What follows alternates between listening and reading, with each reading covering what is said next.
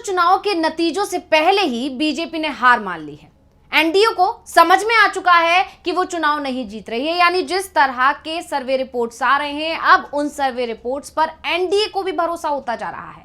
ये तमाम दावे हवा हवाई नहीं किए जा रहे हैं, बल्कि बीजेपी नेताओं और साथ ही एनडीए नेताओं की तरफ से जिस तरह के बयान आ रहे हैं, जिस तरह की प्रतिक्रियाएं आ रही हैं, उसने इस तरह के कयासों को जन्म दे दिया है। और इन सब के बीच महाराष्ट्र के सीएम एकनाथ शिंदे के ताजा बयान ने तो तहलका ही मचा दिया है। तो आखिर ऐसा क्या बोल गए शिंदे जिसने एनडीए की खस्ता हालत को बयां कर दिया? इसी पर हम अपनी स्पेशल रिपोर्ट में करेंगे चर्चा। नमस्कार, मैं हूं अंशिता। महाराष्ट्र में चल रहे विधानसभा चुनाव पर इस समय सभी की यानी कि पूरे देश की नजरें टिकी हुई हैं, क्योंकि महाराष्ट्र को देश की आर्थिक राजधानी कहा जाता है। हालांकि इस मुद्दे को भी तेजी से भुना रहा है विपक्ष पूरे चुनाव के दौरान कि जल्दी ही गुजरात को आर्थिक राजधानी बना दिया जाएगा अगर केंद्र सरकार इसी तरह महाराष्ट्र से प्रोजेक्ट ले लेके गुजरात भेजती रही। और अगर एक बार फिर एनडीए की सरकार बन गई महाराष्ट्र में, तो महाराष्ट्र की जनता के साथ बहुत बड़ा खेला हो जाएगा। तो इस वजह से पूरे देश की निगाहें इस चुनाव पर हैं। और इस सब के अलावा जो सबसे बड़ी वजह है वो ये कि जनता किस पर भरोसा जताएगी, जनता किसे चुनेगी, ये भी जानना लोगों के लिए बेहद जरूरी हो गया। हर कोई ये जानना चाहता है कि जनता आखिर किसे चुनेगी, एमबीए को या फिर एमबीए सरकार को गिराकर शिवसेना और एनसीपी में सेंध लगाने वाली बीजेपी के नेतृत्व वाले एनडीए को। लेकिन अब जैसे जैसे मतदान का समय नजदीक आ रहा है, एनडीए के ही नेताओं के बयानों से, बीजेपी के नेताओं के बयानों से और उनकी प्रतिक्रियाओं से, उनके क्रियाकलापों से यह पता चल रहा है कि शायद जनता ने अपना फैसला उन्हें सुना दिया और वो समझ चुके हैं कि जनता के मूड में क्या है। और इसीलिए ही पीएम मोदी से लेकर तमाम बीजेपी दिग्गजों ने महाराष्ट्र से दूरी बना ली है।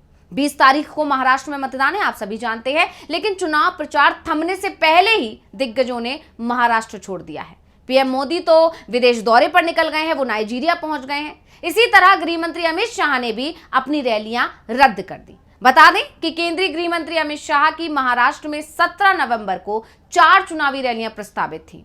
इन रैलियों के लिए अमित शाह एक दिन पहले ही नागपुर पहुंच गए थे, एक शाम पहले ही, लेकिन अचानक से खबर आती है कि ये रैलियां रद्द कर दी गई हैं और अमित शाह तुरंत दिल्ली के लिए रवाना हो गए। हालांकि जब इस खबर ने तूल पकड़ा कि आखिर अमित शाह ने एकदम से वापसी क्यों कर दी, तो इसको लेकर जो वजह बताई गई वो ये कि मणिपुर में जो बवाल मचा है उसको देखते हुए अमित शाह ने यह फैसला लिया है और उन्होंने अपनी रैली रद्द कर दी। लेकिन कई घंटे बीत जाने के बाद भी अमित शाह की तरफ से कोई बयान नहीं आया और ना ही कोई एक्शन लिया गया। तो फिर इसकी वजह से अब जानकार कह रहे हैं कि ये सब सिर्फ बहानेबाजी थी। और ये सब तो छोड़िए, एक ट्वीट भी नहीं किया गया। और इसको लेकर जानकारों का कहना है कि मणिपुर तो बहाना था, असली वजह महाराष्ट्र में एनडीए की खस्ता हालत है, जो ये बात समझ चुके हैं बीजेपी के तमाम दिग्गज।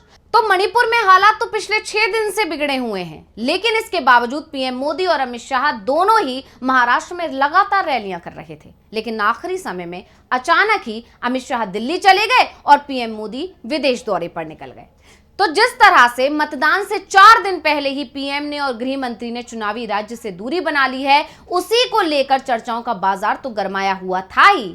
इसी बीच अब सीएम एकनाथ शिंदे का जो बयान आ गया, उन्होंने तो अपने बयान से सभी को चौंका दिया। दरअसल शिंदे एक चैनल से बातचीत कर रहे थे और उस दौरान उन्होंने ऐसा कुछ कह दिया जिसके बाद से सियासत गर्मा गई। अब कोई भी नहीं समझ पा रहा है कि आखिर शिंदे ने ऐसा बयान क्यों दिया है, क्या है इस बयान के मायने, क्या उन्होंने किसी के दबाव में ऐसा बयान दिया है या फिर वो पहले ही मान चुके हैं कि एनडीए हार रही है। इस पर बात करेंगे, लेकिन उससे पहले यह जानना जरूरी है कि आखिर शिंदे ने कहा क्या था। तो एकनाथ शिंदे ने कह दिया कि मैं मुख्यमंत्री पद की रेस में नहीं हूं। अब शिंदे के इसी बयान ने चर्चा को गरमा दिया है और इसके साथ ही शिंदे ने अजीत पवार को लेकर भी अपनी चुप्पी तोड़ दी। अजीत पवार को लेकर शिंदे ने बड़ा बयान देते हुए कहा कि वो महायुति गठबंधन में कमजोर कड़ी नहीं साबित होंगे। इसके साथ ही उन्होंने ये भी कहा कि पीएम मोदी का नारा एक है तो सेफ है एकदम सही है। तो अब मतदान से ठीक पहले एकनाथ शिंदे के इस बयान ने तहलका मचा दिया है। चर्चाएं गर्मा गई हैं कि क्या एनडीए अपनी हार पहले ही मान चुका है, क्या एनडीए समझ चुका है कि इस बार महाराष्ट्र में उसकी दाल नहीं गलेगी, या फिर शिंदे समझ चुके हैं कि जब एनडीए सत्ता में आ ही नहीं रही तो वो सीएम बनेंगे कैसे। इसलिए ही उन्होंने कह दिया कि वो रेस में ही नहीं है। जिससे चुनाव से पहले जो तमाम अटकलें लग रही हैं कि शिंदे और उनके समर्थक नाराज हैं क्योंकि बीजेपी उन्हें सीएम पद का उम्मीदवार नहीं बता रही है, हो सकता है कि वो बीजेपी को झटका दे दें, एनडीए से नाता तोड़ दें। ये तमाम खबरें जो चल रही हैं उन तमाम खबरों पर विराम लग जाए। वहीं कुछ जानकारों का तो यह भी कहना है कि शिंदे का मानना है जब जीत हो ही नहीं रही तो लड़ाई किस बात की। यानी इस तरह से देखा जाए तो शिंदे ने सिर्फ किनारा किया है। वहीं कुछ जानकार तो ये भी कह रहे हैं कि जिस तरह के हालात वहां बने हुए हैं, जिस तरह से एनडीए बैकफुट पर है, उसको लेकर देखते हुए ही बीजेपी की तरफ से शिंदे से ये बयान दिलवाया गया है, या शिंदे ने खुद से ये बयान देकर ये दिखाने की कोशिश की है कि एनडीए में सब कुछ ठीक है, एनडीए में कोई दरार नहीं है। क्योंकि आप जानते हैं लगातार इस तरह की खबरें चल रही हैं, जैसा कि शिंदे की नाराजगी देखने को मिली, जिस तरह से देखा गया है कि एनडीए के ही सहयोगियों के उम्मीदवार एक दूसरे के आमने सामने हैं, शिंदे और अजीत पवार के कई उम्मीदवार एक ही सीट पर आमने सामने हैं। इसी तरह से यह भी देखा गया है कि बीजेपी के नेताओं ने यह साफ इनकार कर दिया कि वो अजीत पवार के उम्मीदवारों का समर्थन नहीं करेंगे, उनके लिए चुनाव प्रचार नहीं करेंगे। वहीं अजीत पवार जिस तरह से लगातार बयान दे रहे हैं, उससे भी यह मैसेज जा रहा है कि एनडीए में सब कुछ ठीक नहीं है। ये सारी चीजें इस तरफ इशारा कर रही हैं कि एनडीए में बड़ी फूट होने वाली है, और या फिर यह भी कहा जा रहा है कि हो सकता है मतदान होने के बाद या नतीजे आने के बाद एनडीए बिखर जाएगा। तो इन सारी चीजों को देखते हुए जो एनडीए को नुकसान हो सकता है, जो वोट कट सकता है, जो वोट बढ़ सकता है, या वोट जो छिटक सकता है, उसको साधने के लिए बीजेपी आलाकमान के निर्देश पर बाकायदा एकनाथ शिंदे सामने आकर यह बयान दिया है कि एनडीए में सब कुछ ठीक है। अजीत पवार को लेकर जो तमाम कयास लग रहे हैं, जो अटकलें लगाई जा रही हैं कि वो छोड़ सकते हैं, अजीत पवार के बयान बीजेपी को नुकसान पहुंचा सकते हैं, अजीत पवार कमजोर कड़ी बन रहे हैं एनडीए की, वो तमाम अटकलों पर विराम लग जाए, इसी को देखते हुए ही ये बयान जानबूझकर दिलवाया गया है। लेकिन शिंदे के इस बयान से ये साफ हो गया है कि एनडीए पहले ही अपनी हार मान चुका है।